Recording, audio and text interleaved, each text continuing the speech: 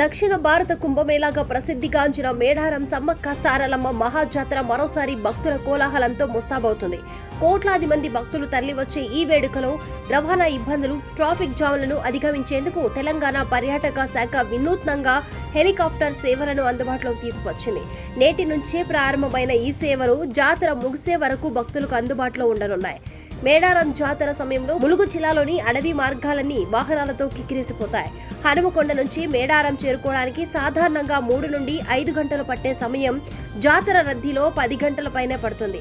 ఈ ఇబ్బందులు దృష్టిలో ఉంచుకొని వృద్ధులు, అనారోగ్యంతో ఉన్నవారు మరియు విమాన ప్రయాణ అనుభూతిని కోరుకునే వారి కోసం ప్రభుత్వం తుంబి ఏవియేషన్ సంస్థతో కలిసి ఈ సేవలను ప్రారంభించింది.